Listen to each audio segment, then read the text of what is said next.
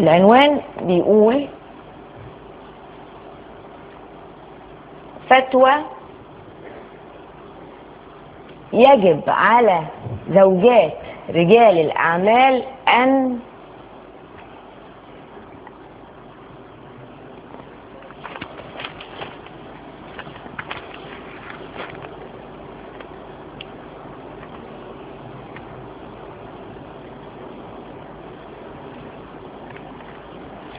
بصراحة ما فهمتش، وأصبت بحالة من الذعر. الكلام اللي مكتوب في الجورنال، وأنا طبعا يعني بحيي فضيلة الشيخ إن أنت قبلت إن أنت تيجي ونناقش الموضوع على الملأ، لأنه موضوع حساس للغاية. أنا ما قدرتش أقراه. الحقني الحقني الحقني يا فضيلة الشيخ، اللي بيشتغلوا معايا دول اعمل فيهم ايه؟ سواقين وزملاء والمصورين، اعمل ايه؟ اعملي ايه؟ اعملي اللي في الجرنان.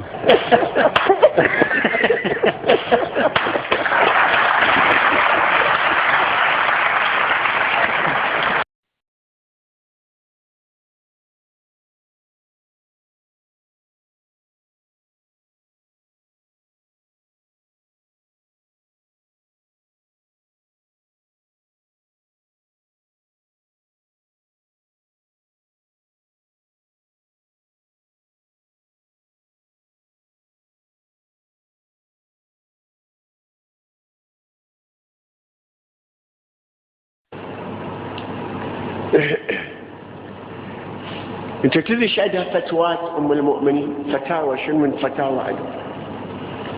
مالك ابن انس، الامام مالك ابن انس في من كتاب الفقه الموطأ، اظن المجلد الثاني صفحة 65 للامام مالك.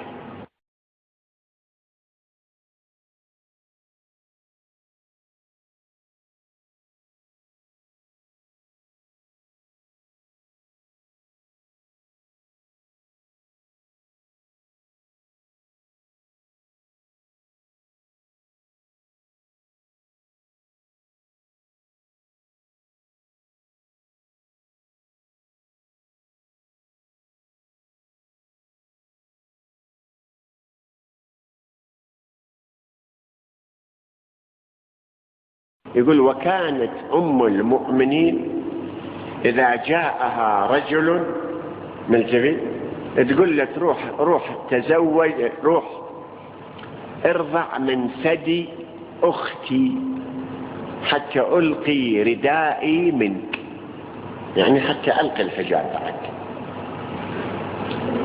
زين، أنت شايف شنو هاي الحكاية، شنو خطورتها يا ولاد؟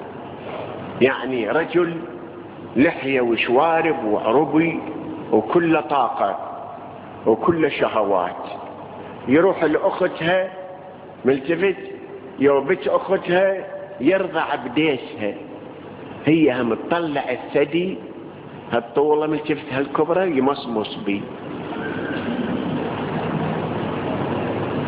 يعني أنا أحكي هذا الحكي شوية أسوي مدري شلون من انفعال داخلي، مو قاعد أتونس بهذا الحكي والله.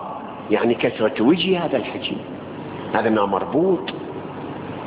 ولك هو الزلمة بالشارع ومتكهرب، شلون إذا لزم الممة؟ ها؟ لك هذا أي دين، أي تقوى، أي ورع هذا؟ لك أي حكي هذا؟ لك هو مسودا بالشارع ماكل تمر زادي، ربع ملتفت قوصرة ماكلها وطالع مشحون طاقة، مشحون ملتفت من اللهيب هذا مال السعودية، مال الحجاز، كله برحي وخلاص وكذا. لك شلون؟ ثم شنو الواجب؟ انت الداعي يا ام المؤمنين سيدتي، انت الداعي الى هذا ان تلقين عبايتك قداما لويش؟ شنو الداعي لهذا؟ ليش تذبين عبايتك؟ ايش معنى؟ هل أنت لما رغبت في أن تلقي عباءتك يا أخي مو الحكي يجر الحكي، وإحنا احنا مرضى مثل ذولاك. إذا هم ملتفت مرضى احنا هم مرضى، منو من عندنا هنا ملتفت مو مريض بهذا المرض؟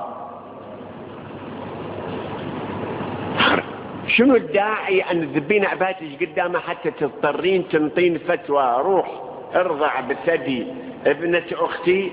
زين مو الرضعة هي مو رضعة واحدة، هي رضعات تكون تصير حتى ينبت اللحم، مو لطيفة هنا. ثم هذا الرضاع للطفل الرضيع الجوعان اللي أمه ميتة يا أمه مريضة يا أمه نعمة سودنا يا أمه كذا ما عندها لبن، يجيبون للمرضعات. ومع ذلك ملتفت اللي إذا ويا الثدي أخو أو أخت صارت حرام عليه بعد. وهذا الحكي هنا مو هذا النتيجة هنا. زين هاي كم رضع يكون يرضع هذا الملتفت الأفريج هالشفاف الغلاظ ظني ملتفت يلتقم الثدي يبلع الثدي كله من الأول تالي، مو حلمه هذا. أخرج هذا يبقى على حالته لما رضع بالثدي، يبقى على تقوى. الثدي لفلفوه بليف مال النخل وخلوه بحلقة ملتفتوا وما يشعر بشيء، ولحم ناعم وحلمة ناعمة. زين بهالأثناء هاي اللحية مالته وهاي شواربة لزقن على الصدر وما لزقن، الله ينتقم معهم إن شاء الله. إذا صدق هذا الحكي الإمام مالك يقول، والإمام مالك مدني من المدينة ملتفت، هذا يروي عن أم المؤمنين. زين هي تستقيم على حالتها، يعني المرأة اللي تطي ثديها مرة تطي للطفل بعد مغمض ملتفت ومغمض، هذا الشيء المرأة ما تشعر بشيء لما ترضع طفل.